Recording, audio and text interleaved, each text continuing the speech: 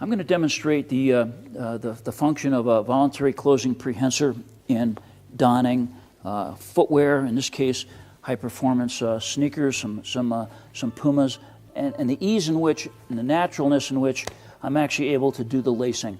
With a voluntary closing device, I've got excellent control and power. I don't have to worry about slippage, and you can just see how naturally reaching and grasping I've been able to do that. And then in reverse, if I need to unlace these, I can simply use the various parts of the prehensor to pull and grasp to loosen these laces back up and come out of the sneaker.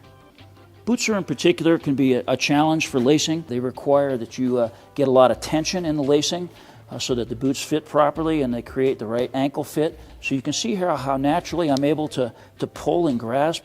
I have control over the gripping force on these laces, so I'm actually able to maintain tension in the system, and I'm going to go around and wrap. So a voluntary closing prehensor gives you the ability to tie things exceptionally tightly, maintain tension in the system, and I've got those done. And simultaneously, I can just as easily remove them, release these laces, grab on, and take that boot off.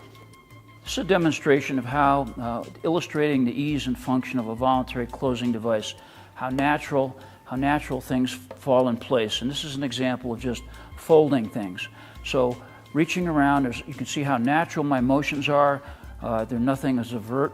I'm reaching over, I'm going to unfold and fold these socks back again. The motions are completely coordinated. I'm not doing anything unusual. It's a very simple motion, allowing me to reach around, fold over, close like this. If you're dealing with something like a shirt, again, you've got natural reaching ability. So we're laying this down, setting this out. I can grab around, I can grab the shirt, the sides of the shirt like this, folding it down, folding it like that, and we have a folded shirt. Something a little different, little cotton, a little different material. Again, laying it out, reaching over, folding it down on either side like that, grasping. And again, you can see the naturalness of my motions. Everything happens pretty quickly. This is a demonstration of a grip prehensor and how easy and natural it is to handle delicate objects. The grip prehensor is a natural grasping device, so all I'm doing is using certain body motions, reaching and pulling out these tissue papers. You can see how natural the motions are. Similarly, with using something like toilet paper, one of the advantages of having a thumb like this is that you can simply spool the toilet paper on your thumb. So it just provides for some convenience in doing activities like that.